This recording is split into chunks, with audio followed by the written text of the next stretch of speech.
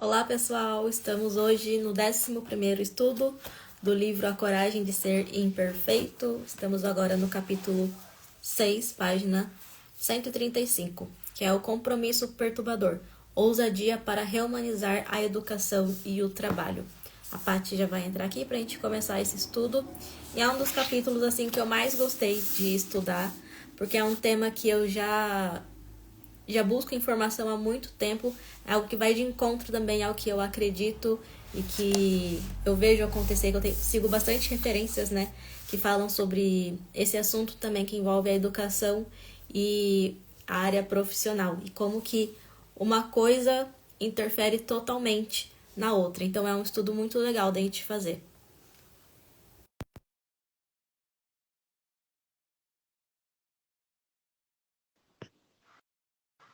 Paty já tá entrando.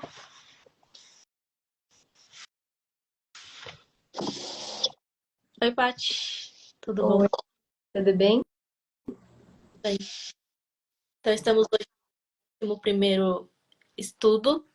E sabe uma coisa que eu tava pensando ontem, hoje, não sei, que a gente poderia fazer, porque às vezes as pessoas estão conhecendo a gente agora, né? A gente fazer uma breve apresentação sobre Sim, o que a gente faz, né? sim, pode ser. Então, para quem tá chegando agora aqui nesse estudo, eu sou a Cíntia, hoje eu atuo como mentora de multipotenciais e estrategista digital faço essas duas áreas, mas também tenho formação em moda e outros cursos aí que envolvem também desenvolvimento pessoal. Então, por isso que eu fui pro lado de trabalhar a multipotencialidade nas pessoas. Bom, eu sou a Patrícia, sou psicóloga, também faço barras de axis, facelift, Theta Healing, que são algumas práticas integrativas. Também dou mentoria de desenvolvimento pessoal e estou empreendendo também com uma startup na área de saúde mental. Ou seja, a gente também é multipotencial. Talvez você que esteja aqui nos assistindo também tenha se identificado, né, por fazer coisas diferentes. E esse estudo também ajuda a gente a enfrentar essa vulnerabilidade que muitas vezes a gente enfrenta, né? Porque o mercado tradicional fala que a gente precisa seguir um único caminho, mas a gente gosta de fazer várias coisas diferentes e a vulnerabilidade é presente nessa nossa jornada, né? De assumir que a gente é um profissional múltiplo. Então, esse estudo tem nos ajudado bastante e é o nosso objetivo aqui também que ajude você a viver essa jornada. Então, a gente está hoje no capítulo 6, né, Paty? Que é um tema que é importante de estudar. Que a gente falou, trouxe vários debates, né? Quando a gente estava estudando. Exato. Já 11 lives, né, Cintia? E passou voando, né? Já faz mais de 2 meses, vai fazer 3 meses já, Paty. Meu Deus. Vou dar 3 meses de lives. 3 meses nos encontros semanalmente. E pro pessoal que tem no canal do YouTube também, as lives estão salvas lá. Tá no link aqui da bio do meu perfil. Mas podem pedir pra Paty também que ela pode enviar depois.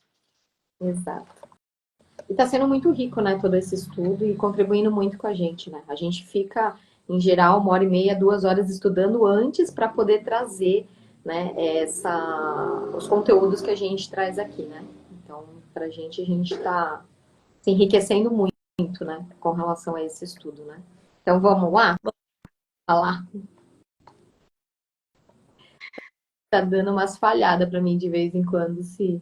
Olhando, agora voltou ao normal. Sim, Então vamos lá, que tem bastante coisa pra gente falar sobre esse tema. Vou ler a frase que ela começa falando aqui, que já faz uma boa introdução. Para recuperar a criatividade, a inovação e o aprendizado, os líderes precisam reumanizar a educação e o trabalho. E é um tema que a gente gosta muito, tanto eu quanto você, né, Paty? A gente gosta muito de estudar, porque a gente sabe o quanto que isso precisa ser mudado, né? Esse sistema precisa ser mudado, tanto da educação quanto do trabalho, que olhando em comparação com os outros países, a gente está um pouco atrasado também. Ainda que esse estudo foi feito nos Estados Unidos, que é um país que já está à frente da gente. Então imagina aqui como que é essa situação, né? Que ela fala também que conversas honestas sobre vulnerabilidade e vergonha são perturbadoras. Então, por mais que a gente tenha dificuldades de mudar esse processo, falar sobre isso também é uma vulnerabilidade, porque traz essa questão da vergonha. Exato.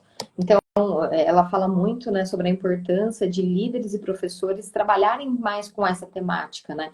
Porque quando a gente trabalha essas temáticas, a gente vai desinibindo as pessoas a falarem mais, a se expressar mais.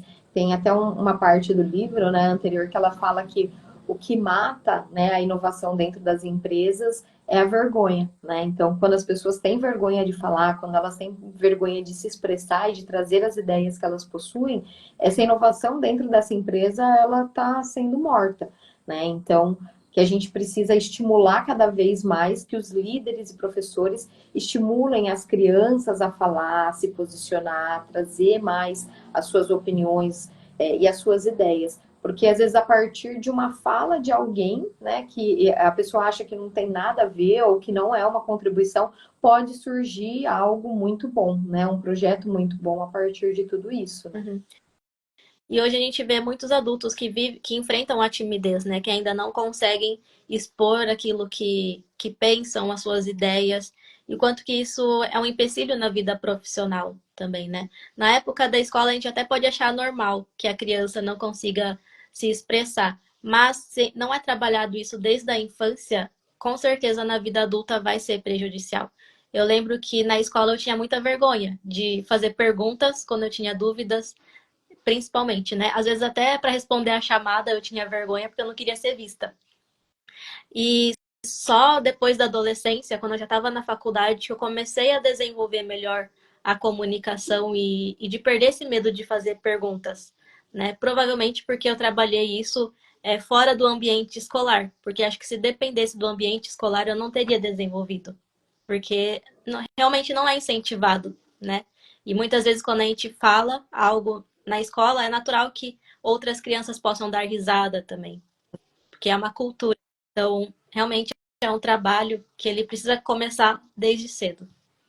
Exato. Então, os professores eles precisam ser melhor preparados nesse sentido também, né? Ter uma consciência com relação ao quanto isso influencia na vida de uma pessoa é muito forte, né? Então, a gente precisa saber como estimular isso cada vez mais, né?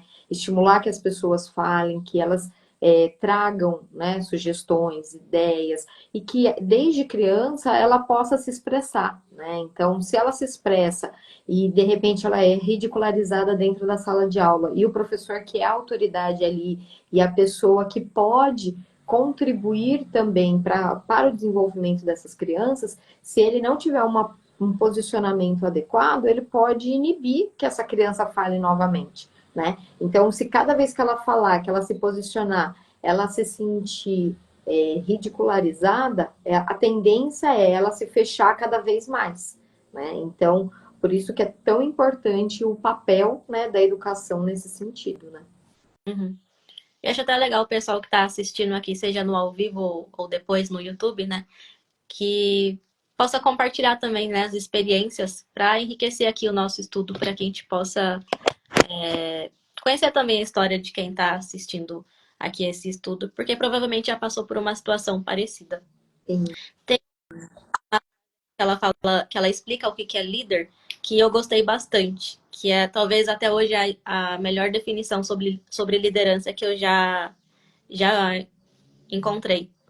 Líder é alguém que assume a responsabilidade de descobrir o potencial de pessoas e situações, né? Então, como que isso é importante, né? O líder ter essa visão de... Porque todo ser humano tem o potencial, né? E o líder é aquela pessoa que enxerga o potencial no outro e ajuda a extrair esse potencial, que faça com que ele manifeste. Isso é muito, muito legal, né? Que um líder possa desenvolver esse trabalho. Sim. E o líder ele tem que ter esse olhar de perceber algo que nem mesmo o outro está disposto a olhar, né? Ou está se permitindo olhar naquele momento, né? Então, nem sempre a gente vai conseguir olhar para nós e perceber as nossas qualidades e as nossas características, né? Mas o líder, ele tem que ter esse olhar de perceber em cada pessoa o que tem de potencial ali. E o bom líder é aquele que delega, né? E que estimula que o outro faça também, né? Aquele líder que ele quer só ele fazer as coisas e que ele não passa, ele não dá a oportunidade do outro se desenvolver também, né? Então, já teve momentos que eu, enquanto líder, eu tinha aquela posição assim, ah, eu não vou passar porque eu não quero dar trabalho para a pessoa, sabe? E aí você vai assumindo responsabilidades, assumindo, ficando com responsabilidades, e você não permite que o outro se desenvolva também, né? Então, acho que um dos papéis do líder é esse compartilhar informações, experiências, conhecimento, e dessa forma contribuir para que o outro também possa crescer. Uhum. E hoje a gente fala muito sobre humanizar, né? A gente escuta muito sobre isso também.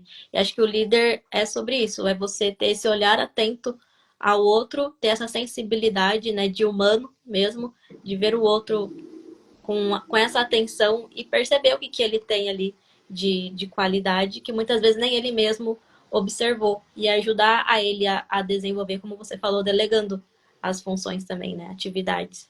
Quanto que isso ajuda no desenvolvimento das pessoas. E isso começa na escola, né? Isso é um tema que é trabalhado tanto na escola quanto no mundo de trabalho. Sim, exatamente. É que eu acho que hoje, né, assim, a gente estava conversando muito sobre essa questão da educação, né? A educação hoje, ela não estimula as pessoas nem a terem essa liderança e nem a esse olhar para dentro e perceber as suas qualidades e as suas características, né?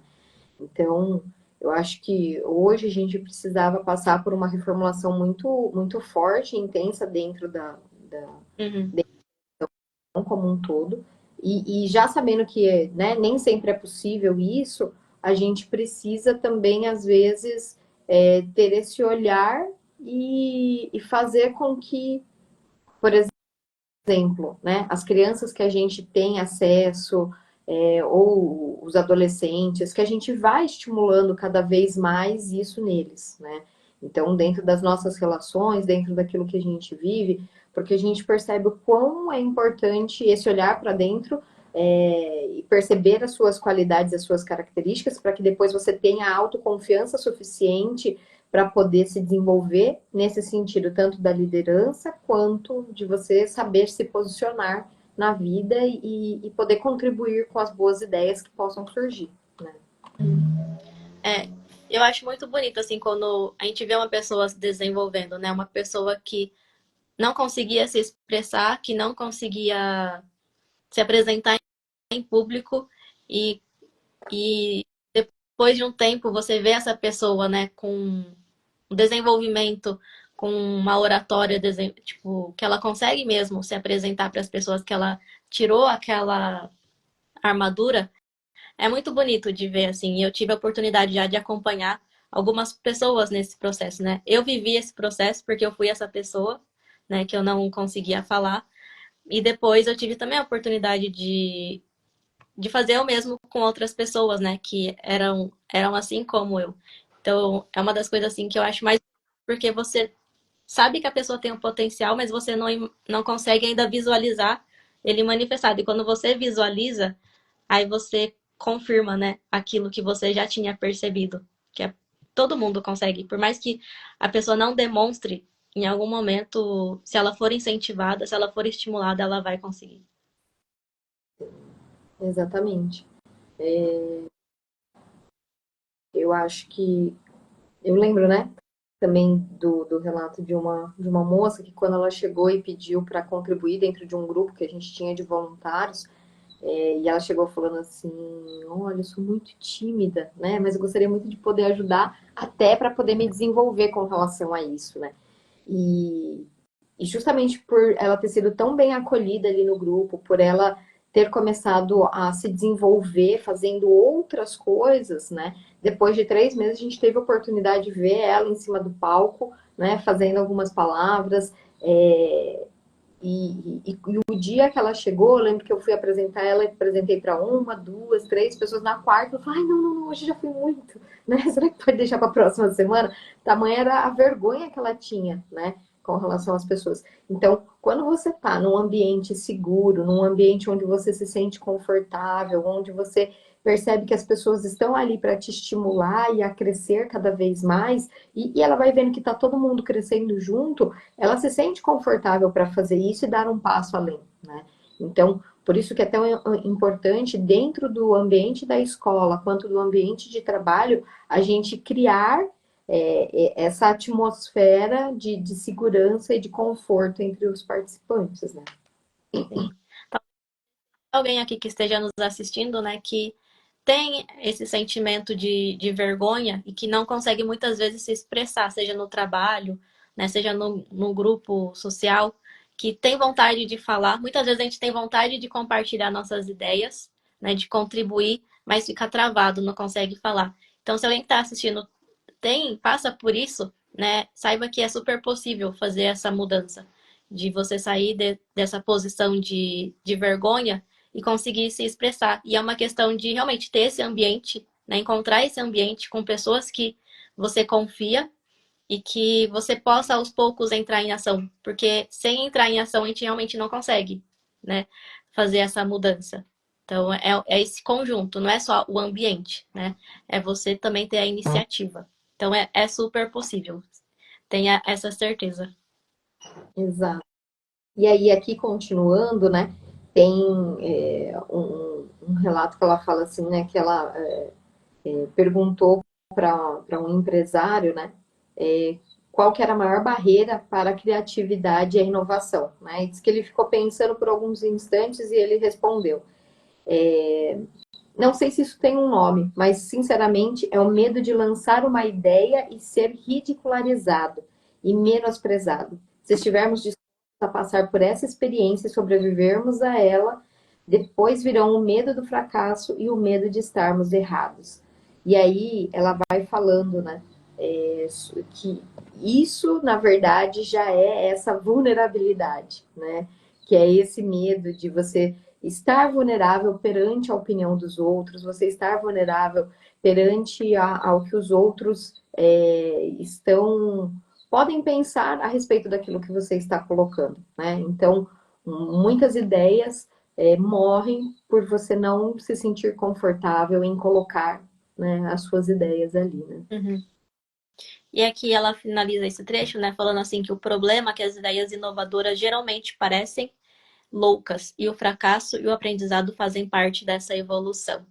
Então, às vezes a gente acha que compartilhar uma ideia porque ela parece estranha é ruim, mas ela fala aqui que são, na verdade ele fala, né? Esse empresário fala que são as ideias inovadoras, elas são loucas mesmo, elas são estranhas, né? Porque se não fossem loucas, elas não seriam inovadoras, todo mundo ia achar normal, né? E todo mundo saberia como como colocar em ação.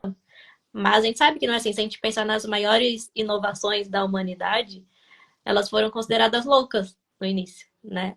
O surgimento do avião, ninguém acreditava, ninguém falava que era possível, né, você criar uma máquina que voa. E hoje a gente acha super normal, né? Super normal a gente pegar um avião e ir de um país para outro. Mas anos atrás era loucura. Então a pessoa precisou acreditar na própria loucura, né, para colocar, para isso se concretizar. Exatamente.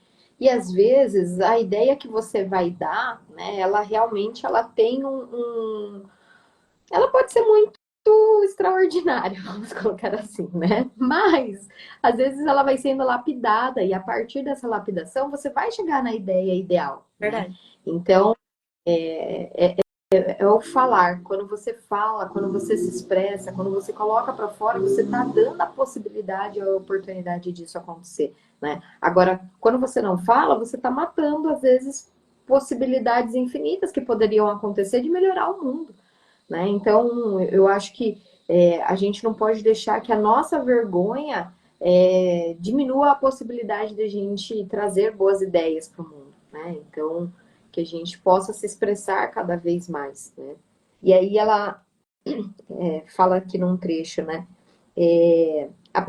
Aprender e criar são atitudes que, por natureza, nos colocam em posição vulnerável. Nunca há certeza suficiente. As pessoas querem garantias, né? E a gente nunca tem garantia de nada, né? A vida, ela é um eterno tentar e ousar, né? E por isso que ela traz muito sobre esse contexto da ousadia, né? Que a gente precisa viver com ousadia, né? Então, nos escudos anteriores que a gente estudou, tinha o escudo e tinha o antídoto, ela trazia como viver com ousadia, né? Porque a gente precisa ser ousado nas coisas que a gente faz, né? Se a gente não ousar, se a gente não tentar, se a gente não quiser ir além, a gente pode perder a oportunidade de viver coisas muito boas na nossa vida, né? Então, o mundo é dos ousados, como ela diz aqui. Uhum.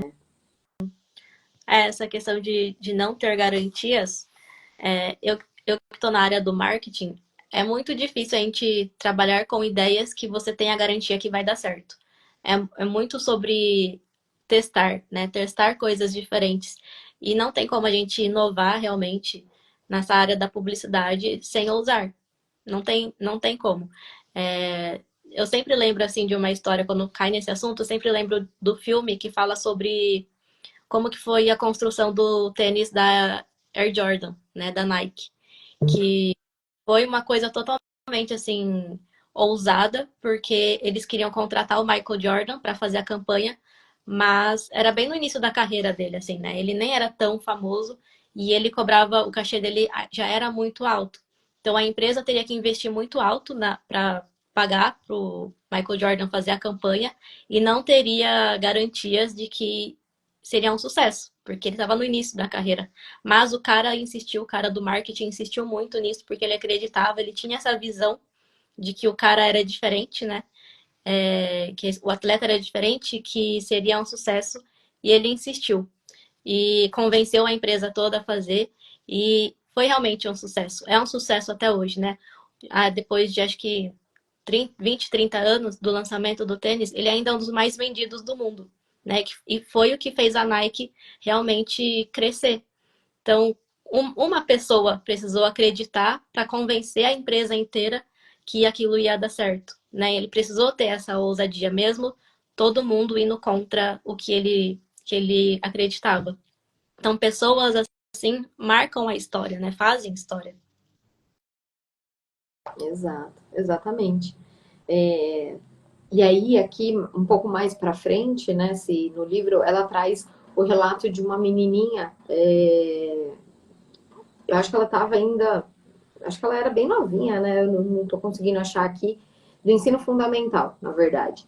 Que aí ela fala assim, às vezes dá para fazer perguntas ou desafiar ideias durante a aula, Uhum. mas se a gente que não gosta disso, ou se algum colega ridiculariza a gente, quem age assim é terrível.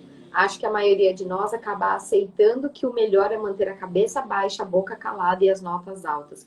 E quantos de nós também já não passamos por isso, né? Dentro da escola. Então, quando a gente quer falar, quando a gente quer se expressar, aquela criança, aquele adolescente lá de trás, ele vem à tona, né? Então, se a gente não tiver bem resolvido com relação a isso, quando a gente quer falar algo, parece que algo cala a gente, porque aí a gente aprendeu o quê? Que é melhor a gente manter a cabeça baixa, a boca calada e as notas altas, né? E aí, com isso, a gente se fecha no nosso mundinho, vamos só estudar, estudar, estudar, mas o falar, o colocar para fora, o dar ideias, né? A gente não consegue, a gente não vai além, né? Então, é muito importante a gente também saber cuidar da nossa criança interior nesse sentido, né?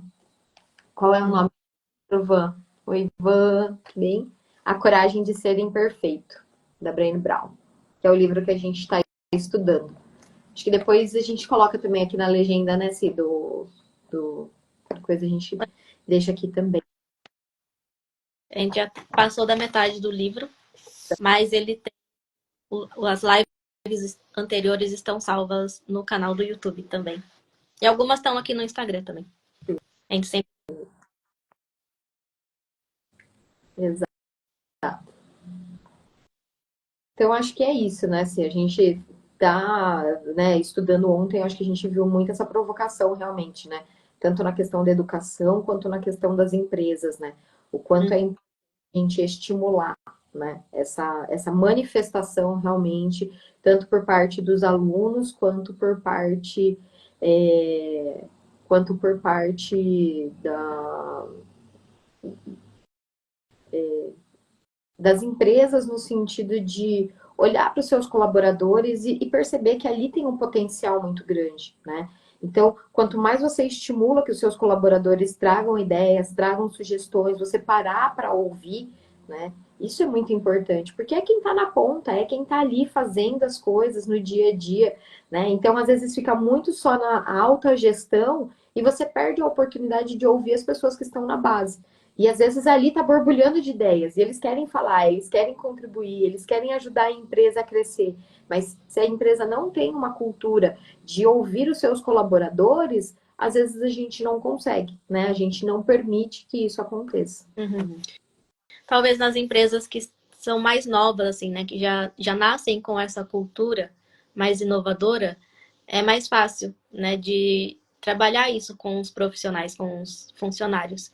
Mas a gente vê que empresas que são mais tradicionais, né? Que já estão há mais tempo, assim, no mercado, elas têm mais dificuldade. Talvez porque mudar a cultura dentro da empresa seja mais difícil mesmo do que você já nascer com uma cultura, né, mais atual, assim. Então, fazer essa transição realmente tem um certo grau de dificuldade, porque muita gente realmente não quer a mudança, e aí os funcionários acabam também não conseguindo desenvolver esse lado, né, da inovação, da criatividade, e a empresa acaba perdendo talentos também, porque essas pessoas vão procurar que as empresas novas, as empresas que estão se atualizando, que estão mudando. Então, infelizmente, é um processo que ou as empresas elas dão um jeito de se reinventar, ou elas não vão conseguir, né, continuar crescendo no mercado. É uma coisa, né? Hoje você está com um produto no mercado, dali a pouco já tem um grupo pensando em como você vai melhorar esse produto para você poder entregar ele no mercado. Né? Então, a inovação ela tem que ser constante, ela tem que estar ali o tempo todo, e ela está presente o tempo todo já nas empresas que estão mais antenadas com isso. Né? Agora, quem não estiver pensando constantemente em como inovar e como melhorar, vai ficando para trás. Né? Então, acho que isso é muito importante. Ela fala aqui, né? Nenhuma empresa ou escola pode ter sucesso sem criatividade, inovação e aprendizado permanente. E a maior ameaça a esses três elementos é a falta de motivação, que é o que acontece com as pessoas e com os próprios alunos quando eles se percebem num ambiente que isso não é estimulado, né? Você perde a motivação, você perde a vontade de poder contribuir, de poder falar, de poder trazer ideias novas e novas sugestões também, né? E quantas pessoas também não trabalham apenas batendo ponto, né? Só vão para o trabalho para fazer aquilo que é rotineiro, né? E não nem pensam em fazer coisas diferentes, porque realmente não tem a motivação, né? Não tem essa vontade.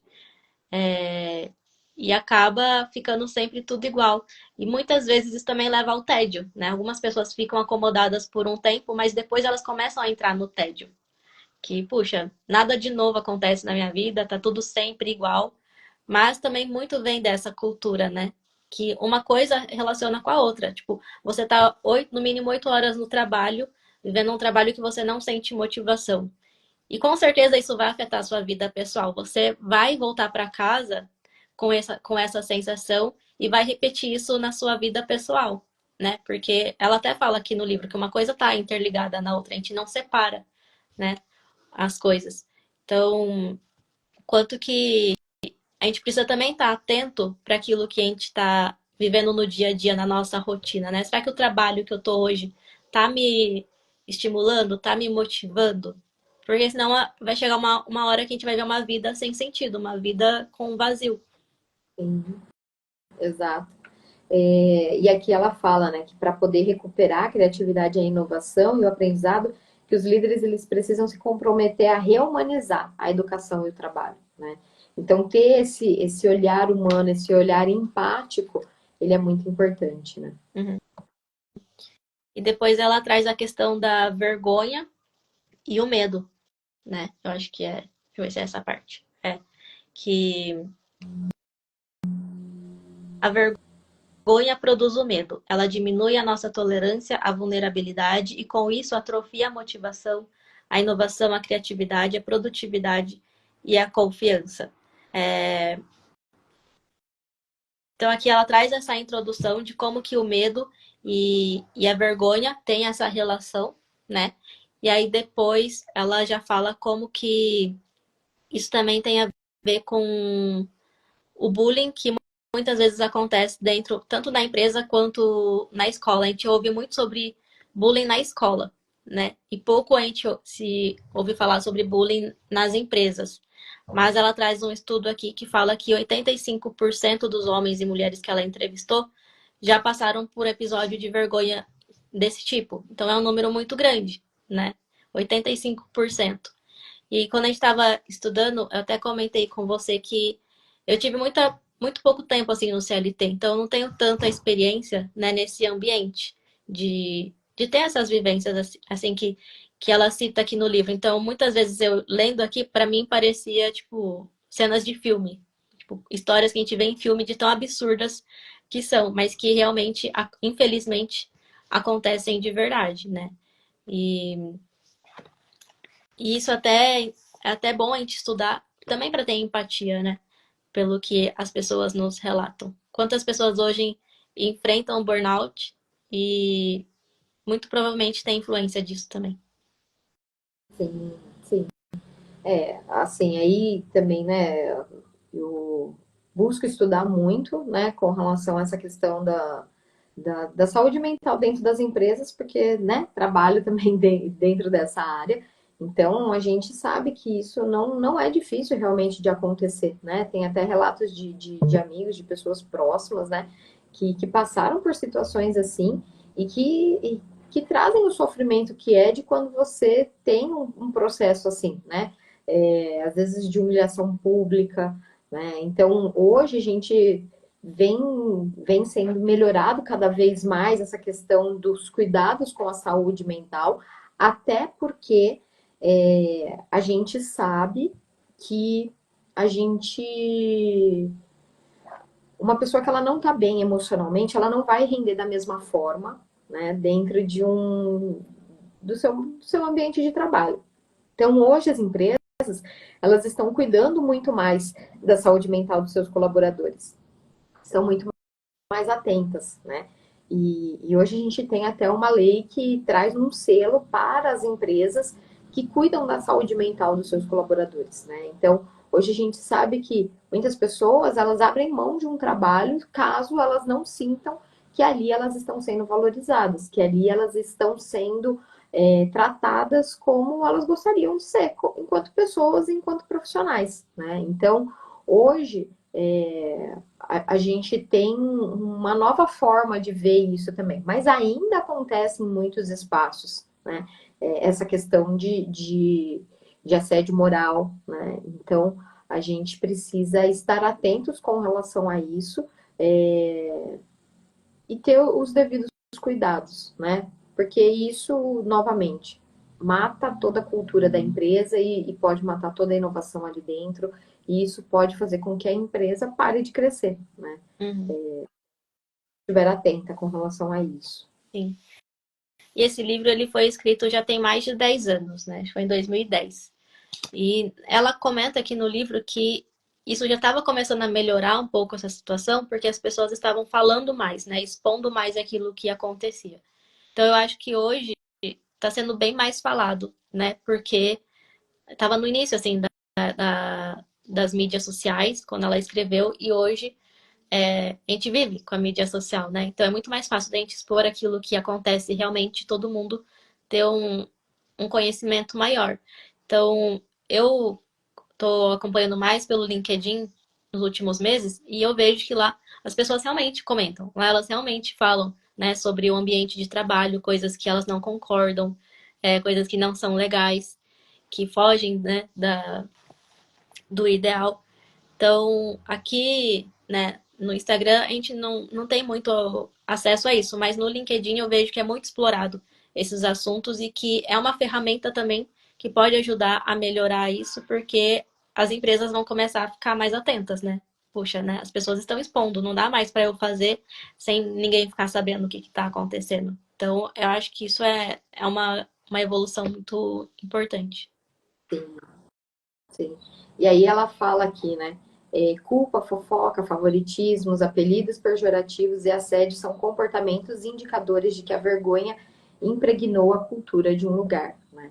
E tem um determinado momento que ela fala aqui também, né? Que o andar, fazer uma caminhada breve pela empresa nunca vai fazer a alta liderança sentir, né? Verdadeiramente a cultura. Você tem que estar ali no dia a dia e percebendo como é que essa cultura ela vai sendo criada, né? Então, a cultura da empresa é o que fala como essa empresa rege, né? Como essa empresa age com os seus colaboradores e, consecutivamente, também com os seus clientes, né? Então, a gente precisa perceber se essa culpa, por exemplo, se ela está presente, né? Então, ficar um jogo de culpa, um joga a culpa no outro, né? Para eu poder me livrar do resultado e não se assume a responsabilidade, né?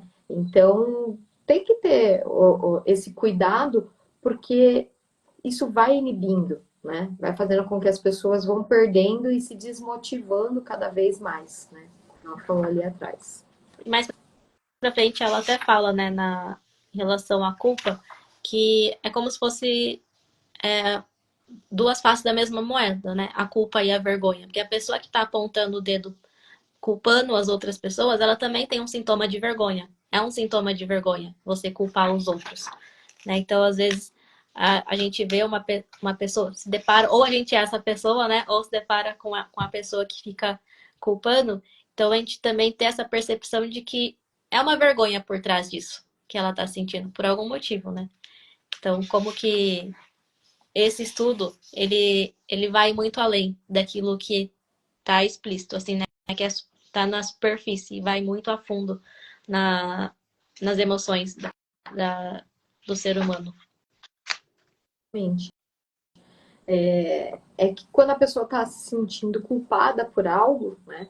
Ela quer externalizar isso, e a forma dela fazer é, tipo, deixa eu jogar para o outro, né? Ela está se sentindo envergonhada por aquilo, então deixa eu jogar a culpa para cima do outro. Só que quando você faz isso, né, o colaborador ele já vai se sentindo mais inibido.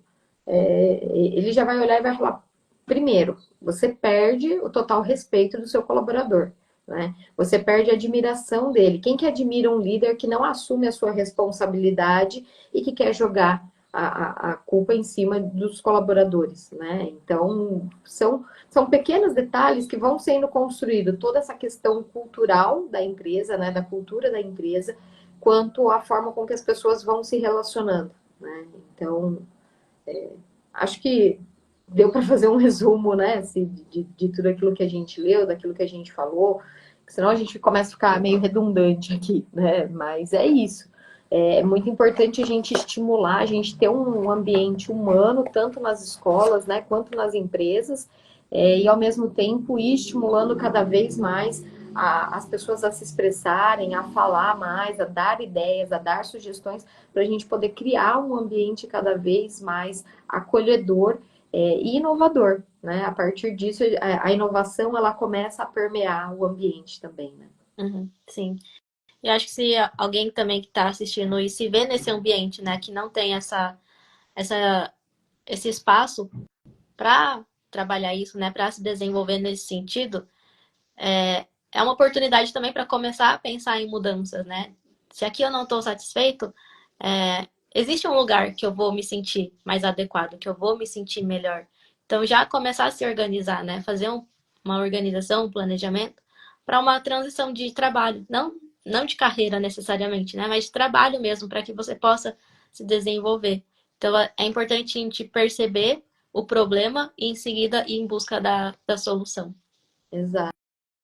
E para isso, né, é o que ela fala também, essa cultura de ser bom bastante, né, de se sentir bom bastante. Aí a gente precisa ter autoconfiança para poder fazer isso, né? E aí, novamente, entra esse olhar para dentro, né? E quem sabe, às vezes a pessoa pode até se encontrar com uma multipotencial e querer mudar de área, e às vezes a pessoa até quer, né, mudar de área, mudar de setor, mudar daquilo que ela está fazendo no momento para uma área completamente diferente. Só que para toda mudança, a pessoa precisa se sentir confortável, ela precisa se sentir confiante, né? Então, independente de qualquer coisa, trabalhar a sua autoconfiança e se sentir bom bastante para ir atrás dos seus sonhos, dos seus ideais é fundamental. Exatamente. Então, muito obrigada, pessoal. Obrigada, Paty, pelo estudo de hoje.